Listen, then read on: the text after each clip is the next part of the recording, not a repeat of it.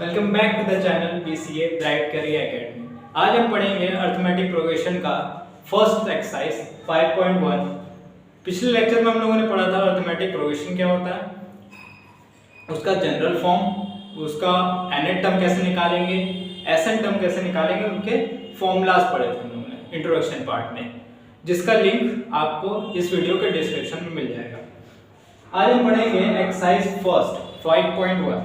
सबसे पहला क्वेश्चन आपको यहां दिख रहा होगा,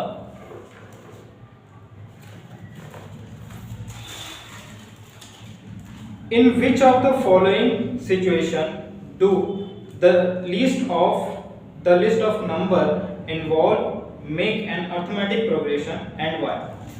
बोल रहा है इनमें से कौन सा सिचुएशन होगा जिसमें अर्थमेटिक प्रोग्रेशन होगा और क्यों, ये हमें बताना है। सबसे पहला क्वेश्चन नंबर फर्स्ट का पहला क्वेश्चन देख लेते हैं, पहला पार्ट कि the taxi fare after each kilometre when the fair is ₹15 for first kilometre and ₹8 for each additional kilometre. ठीक, अब इसमें क्वेश्चन में ये कह रहा है कि एक टैक्सी है जो कि पहले किलोमीटर चलने का कितना रुपया ले रहा है, फर्स्ट किलोमीटर चलने का कितना रुपया लिया, 15 रुपीज। कितना रुपीज, 15 रुपीज। उसके बाद जितना वो एक एक किलोमीटर बढ़ता जा रहा है, इंक्रीज कर रहा है, वो हर एक किलोमीटर के लिए 8 रुपीज ले रहा है। मतलब सेकंड जो किलोमीटर चलेगा, उसके बाद जो सेकंड किलोमीटर चलेगा वो तो पहले 1 किलोमीटर का 15 रुपीज वो लेगा, लेकिन सेकंड किलोमीटर का 8 रुपीज और उसमें ऐड करके लेगा। ठीक है ना, 8 रुपीज और ज्यादा लेगा। फिर जब हम थर्ड किलोमीटर जाएंगे तो क्या होगा, सेकंड किलोमीटर में 8 रुपीज और ऐड हो जाएगा, मतलब 15 प्लस 8 प्लस 8 रुपीज। मतलब ये कैसे जा रहा है, पहले किलोमीटर में 15 रुपीज लिया, ठीक, दूसरे किलोमीटर में कितना लिया, 23 रुपीज, है ना, और तीसरे किलोमीटर में कितना लेगा, 23 प्लस 8 कितना होगा, 11 का 1 कैरी 1 2 और 1 3, मतलब 31 रुपीज। अब देखिए यहाँ पे 15, 23 एंड 13 ऐसे आ रहा है ना, 15, 23 एंड 13, इन सबका कॉमन डिफरेंस 8 है, मतलब ये किसमें है, इट इज एन एपी। ये किसमें है, एपी में है। आते हैं हमारे इसी क्वेश्चन के दूसरे पार्ट में। अब आते हैं इसके सेकंड वाले पार्ट पे। सेकंड वाला पार्ट क्या कहता है, the amount of air present in a cylinder when a vacuum pump remove 1/4 of the air remaining in the cylinder at a time। इसमें कहना ये चाह रहा है क्वेश्चन में कि एक सिलेंडर में कुछ अमाउंट ऑफ एयर है, ठीक है, और उसके बाद उसमें से, उस वैक्यूम पंप में से या उस सिलेंडर में से 1/4 ऑफ एयर निकाला जा रहा है एक बार में। इसको थोड़ा सा एग्जांपल लेके समझते हैं। लेट सपोज आपके पास 100 एप्पल्स है, क्या है, एप्पल्स, 100 एप्पल्स है। मैं कहता हूं कि इस 100 एप्पल में से आप हमें 1/4 दे दो। अगर इस 100 एप्पल्स में से आपको 1/4 देना, मतलब कितना देना है आपको, 1/4 इसका निकालेंगे तो कितना आएगा, 25, है ना, 25 आएगा। मतलब हमें कितना देना है आपको, 25। अगर आप हमें 25 देंगे 100 एप्पल में से, तो आपके पास कितना बचेगा, 100 माइनस 25 इक्वल्स टू कितना, 75। इज इट क्लियर, है ना। अब आगे क्या करना है, अब आपके पास कितना बचा है, 75। अब आपको रिमेनिंग में से, मतलब जो आपके पास बचा हुआ है उसमें से आपको हमको 1/4 देना है फिर से। मतलब 75 में से, रिमेनिंग में से 75 का 1/4 फिर से देना है। इस तरीके से इसका इक्वेशन बने। तो इसको अच्छी तरीके से प्रोसीजर वाइज कर लेते हैं इस क्वेश्चन को।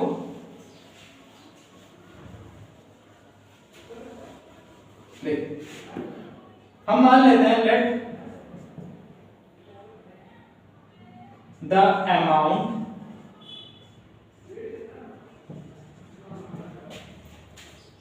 of air present in cylinder be x। मैंने क्या मान लिया, जो सिलेंडर में एयर प्रेजेंट था, जितना अमाउंट प्रेजेंट था उसको क्या मान लिया मैंने, x मान लिया। दूसरे वाले मान कैसे करते हैं इसको,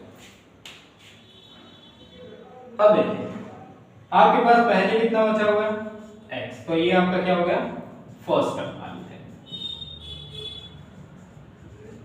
x आपका क्या हो गया फर्स्ट टर्म।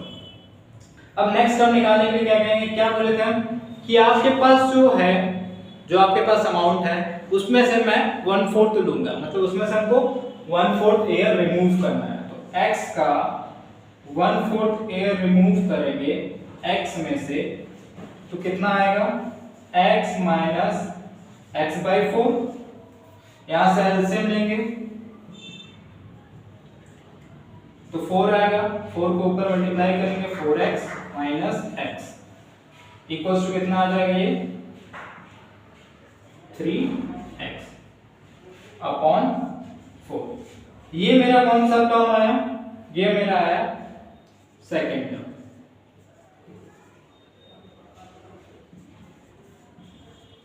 सेकेंड टर्म ठीक। अब पहले मैंने क्या किया था, 100 का 1/4 ले लिया, तो आपके पास कितना बचा 75, फिर 75 से मैंने 1/4 लिया, तो हमको क्या करना है रिमेनिंग में से 1/4 फिर हमको घटाना है, मतलब रिमूव करना है। तो रिमेनिंग कितना बचा है 3x/4, उसमें से इसका ही 1/4 हम रिमूव करेंगे, मतलब माइनस करेंगे, इसका 1/4 रिमूव करेंगे तो 1/4 मल्टीप्लाई होगा यहाँ पे। अगर इसको निकालेंगे तो कितना आएगा 3x/4 माइनस यहाँ से आ जाएगा 3x/16 होगा। तो यहाँ से कितना आ जाएगा, यहाँ एलसीएम आएगा 16 है ना, और यहाँ पे कितना आ जाएगा, इसको इससे डिवाइड करेंगे 4 आएगा, ऊपर मल्टीप्लाई करेंगे तो 4 3 जा 12x minus 3x equals to कितना आ जाएगा ये 9x/16। मतलब मेरा थर्ड टर्म कितना आया, थर्ड टर्म, ये हमारा क्या होगा थर्ड टर्म, मेरा थर्ड टर्म कितना आया 9x/16। अब ये मेरा फर्स्ट टर्म आया, ये सेकेंड टर्म और ये थर्ड टर्म। अब देखते हैं इनके बीच का जो कॉमन डिफरेंस है, मतलब इनके बीच का जो डिफरेंस है वो सेम है कि नहीं, कांस्टेंट है कि नहीं। अगर कांस्टेंट हुआ तो ये AP होगा, अगर नहीं हुआ तो AP नहीं होगा। देख लेते हैं, मिटा लेते हैं इसको। पहले आप नोट लीजिए इसको, जल्दी जल्दी नोट कर लीजिए इसको। चलिए वीडियो पॉज करके नोट कर लीजिए।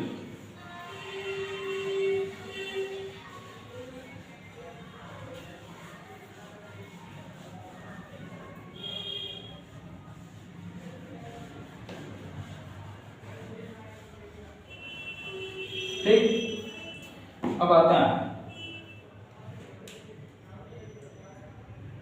कितना था हमारे पास, पहला था फर्स्ट टर्म था x, सेकेंड टर्म था 3x/4 है ना, और थर्ड टर्म कितना था 9x/16।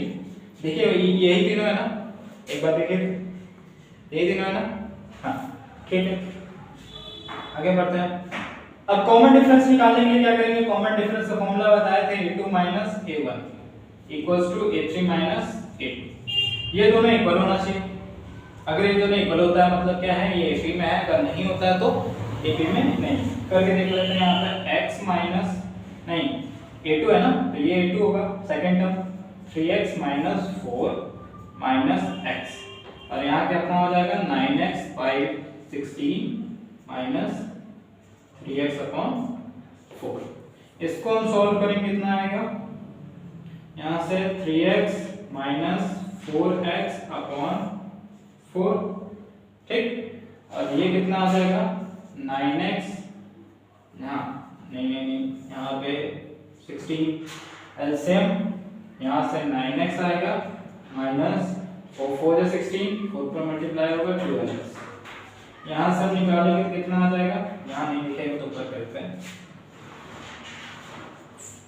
3x माइनस 4x, यहाँ माइनस x आ जाएगा अपॉन 4, और यहाँ से कितना आएगा 9x minus 12x minus 3x upon 4।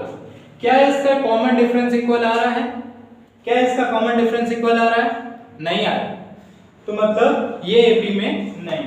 क्या लिखेंगे यहाँ पे, it is not an AP, क्या it is not an AP. ये हो गया हमारा सेकेंड पार्ट खत्म, है ना। अब आते हैं थर्ड पार्ट में, अब आते हैं हमारे थर्ड पार्ट पे। थर्ड पार्ट हमारा क्या है, third part same first part की तरह है, third part same first part की तरह है। एक बार पॉज करके वीडियो को एक बार ट्राई कीजिए, खुद से एक बार ट्राई कीजिए। चलिए हो गया, चलिए निकाल के देखते हैं कितना आंसर है। मैच कीजिए, आंसर सही है। The cost of digging a well after every metre of digging when it cost rupees 150 for the first meter and rise by 50 for each subsequent meter। इसमें कहना क्या चाहता है कि एक कुआं खोदा जा रहा है, ठीक है, और हर मीटर के को खोदने के लिए कुछ पैसा लिया जा रहा है। पहले जब पहला मीटर जब खोदा जा रहा है तो 150 रुपीज लिया जा रहा है पहला, तो इससे क्या पता चला कि फर्स्ट टर्म सॉल्यूशन यहाँ फर्स्ट टर्म जो आ रहा है, जो पहला डिगिंग हो रहा है वो कितना 150 रुपीज में हो रहा है, ठीक। फिर क्या कह रहा है कि and rise by 50 for each subsequent metre, मतलब अब 150 लेने के बाद 150 लेने के बाद हर मीटर के लिए 50 मीटर इंक्रीज हो रहा है, ठीक, 50 मीटर इंक्रीज हो रहा है, 150 रुपया देगा, 50 मीटर इंक्रीज हो रहा है।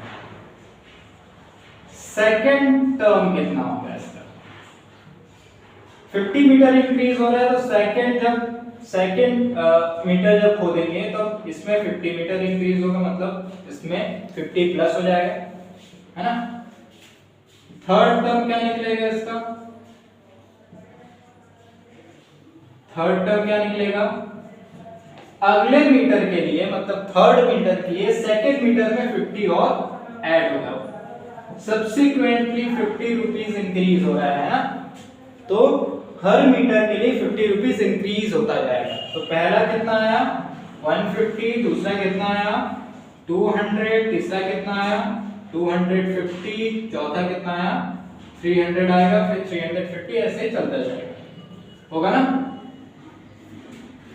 अब देखिए यहाँ पे कॉमन डिफरेंस सेम है कि नहीं, 50-50 बढ़ रहा है ना, 150 फिर 200 फिर 250 और 300, तो 50-50 इंक्रीज हो रहा है, ऐसा पता चल रहा है। तो इसका मतलब क्या है कि it is an AP. What is this, it is an AP. Is it clear, आपका आंसर आया, चलिए बहुत अच्छी बात। अब आते हैं फोर्थ पार्ट पे, इसके लास्ट पार्ट। अब आते हैं इसके लास्ट पार्ट पे। लास्ट पार्ट इसका क्या है देख लीजिए, the amount of money in the account every year when ₹10,000 is deposit eight compound interest eight 8% per annum, ठीक, ये हाँ। अब आते हैं इसको सॉल्व करते हैं। पहले आप ट्राई कर लीजिए, एक बार ट्राई करके देखिए हो रहा है कि नहीं। चलिए देखते हैं। The amount of money in the account every year when ₹10,000, मतलब पहले 10,000 उन्होंने डिपॉजिट किया, मान लीजिए आपने 10,000 डिपॉजिट किया। अब हर साल 8% आपका इंटरेस्ट बढ़ रहा है, ठीक है। तो निकालते हैं अमाउंट का फॉर्मूला। पहले क्या होता है, आप पहले ये बताइए, अमाउंट इक्वल्स टू क्या होता है, P into 1 plus R upon 100 to the power T। T क्या है, टाइम, R क्या है, रेट, और P क्या है, प्रिंसिपल। अब इसी हिसाब से हर साल का निकालते हैं। फर्स्ट ईयर का निकालेंगे तो क्या आएगा, फर्स्ट ईयर का निकालेंगे तो क्या आएगा, यहाँ पे अमाउंट इक्वल्स टू प्रिंसिपल कितना है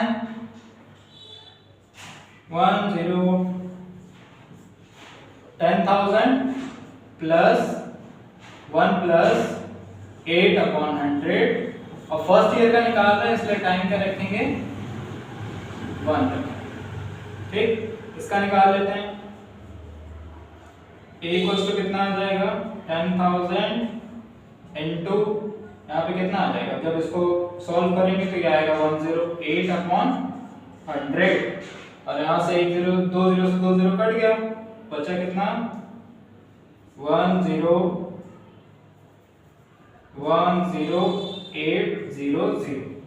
है ना, 10,800।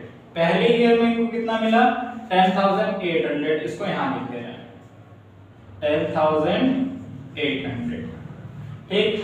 दूसरे ईयर का निकालते हैं, कितना मिल रहा है। अब सेकेंड ईयर का जब निकालेंगे तो यहाँ कितना आएगा, अमाउंट इक्वल्स टू फिर 10,000 है ना, 1 प्लस रेट अपॉन 100, तो 1 प्लस रेट कितना है 8 अपॉन 100, पावर क्या रहेगा टाइम कौन सा है, दूसरा ईयर है, तो यहाँ क्या रखेंगे 2 रखेंगे। ये क्या हो जाएगा 10,000 इंटू 108 अपॉन 100 का स्क्वायर होगा, हाँ। तो 10,000 इंटू 108 अपॉन 100 इंटू 108 अपॉन 100, वह 1 2 0 से ये 2 0 3 4 0 कट जाएगा, है ना, तो कितना बचेगा 108 इंटू 108, अब 108 और 108 यहाँ निकाल लेते हैं। 108 मल्टीप्लाई करते हैं यहाँ, 8 8 से 64, 6 8 1 से 8, क्रॉस 0 0 0 क्रॉस 1 0 8, इसको ऐड करेंगे 4 6 8 और 1 9 4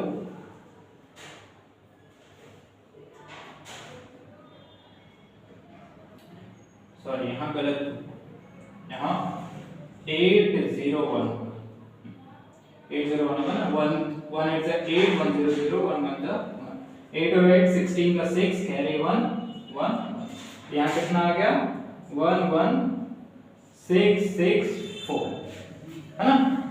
तो पहले जो डिपॉजिट हमने किया था कितना किया था 10,000, फर्स्ट ईयर में कितना मिला 10,800, और सेकेंड ईयर में कितना मिला 11,664, ठीक। इतनी बात क्लियर है। अब देख लेते हैं इनके बीच का अगर डिफरेंस सेम हुआ, कॉमन डिफरेंस अगर सेम हुआ तो वो क्या होगा एपी में होगा, अगर नहीं हुआ तो क्या होगा एपी में नहीं होगा। तो पहले इसको मिटा लेते हैं, आप नोट कर लीजिए पहले पॉज करके, चलिए पॉज करके आप नोट कर लीजिए।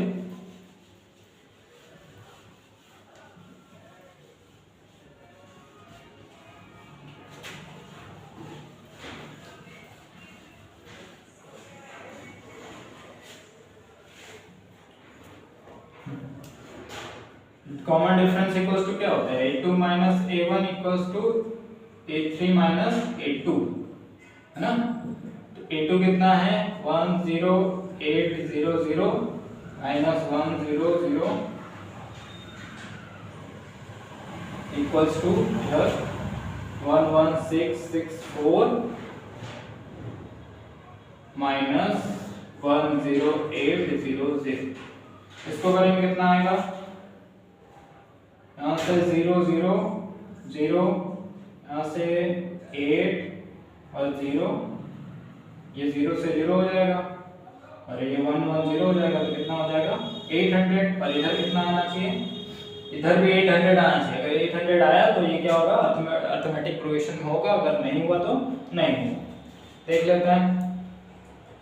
4 में से 0 गया 4, 6 में से 0 गया 6 और 8, यहाँ से 1 लेंगे 16 में से 8 गया 8, यहाँ से 1 लिए तो 0 हो गया, 10 में से 10 गया, 0 में से 0 गया 0 और 1 में से 1 गया 0। तो यहाँ कितना आया, ये दोनों क्या एक दूसरे से इक्वल है, नहीं है। यहाँ 800 आ रहा है, यहाँ 864। तो ये एपी में है कि नहीं है, एपी में नहीं है। तो यहाँ क्या लिखेंगे, it is not an AP. Is it clear, इतनी बात समझ में आई? ठीक है, ये हुआ हमारा फर्स्ट क्वेश्चन खत्म। अब हम सेकंड क्वेश्चन इसके नेक्स्ट लेक्चर में हम लोग देखेंगे। ठीक है, आज के लिए इतना ही। Thank you.